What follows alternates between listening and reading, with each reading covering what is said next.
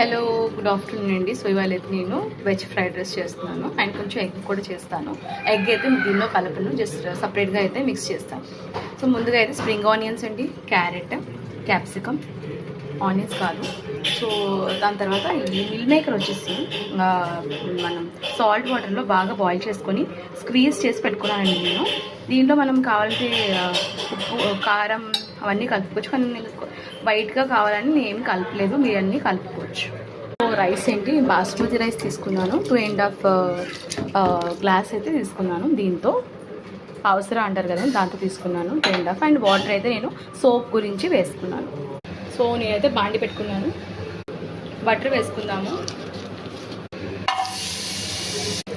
Eggs వేసుకున్నాను. దీనిలో 6 ఎగ్లు వేసుకున్నాను.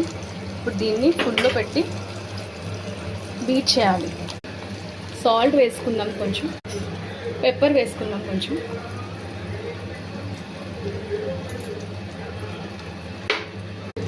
ఇప్పుడు బీటింగ్ స్టార్ట్. ఎక్కువ బీట్ చేసేకండి, జస్ట్ ముక్కల కింద అవ్వనివ్వండి. సో పీసెస్ అయితే ఇలాగా పెద్దగానే పెట్టుకోండి. ఇప్పుడు అయిపోయిందని నేను తీసేస్తున్నాను. సైడ్న పెట్టుకోండి. మళ్ళీ కొంచెం బటర్ వేసుకుందాం. దీనిలోనే కొంచెం నెయ్యి వేసుకుందాం. స్ప్రింగ్ ఆనియన్స్ వేసుకుందాం, క్యాప్సికమ్, క్యారెట్. ఇందాక మీకు గ్రీన్ బటానీ చూపించలేదు, ఇది వేస్తాను. Meal maker,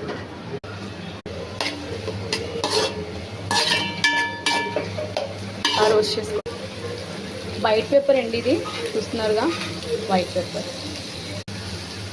tasting salt, mix చేయండి.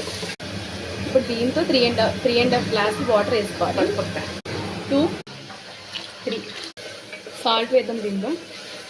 ఇప్పుడు ఇదే వాటర్ అయితే బాయిల్ అయిందండి. 5 minutes నేను స్టీమ్లో పెట్టాను. ఇప్పుడు బాయిలింగ్ అయితే స్టార్ట్ అయింది. ఇప్పుడు రైస్ వేసేద్దాం. మనం వేస్తున్నాను, మిక్స్ చేద్దాం. ఇప్పుడు మంచిగా గట్టిగా చేయకండి, స్లోగా కలుపుకోండి, బ్రేక్ అవుతుంది రైస్ అనేది.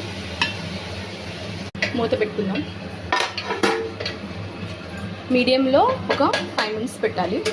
ఒకసారి ఓపెన్ చేశానండి నేను, చూడండి. ఇప్పుడైతే మీడియంలో పెట్టాను కదా నేను. వాటర్ అయితే కొంచెం ఇంగుంది.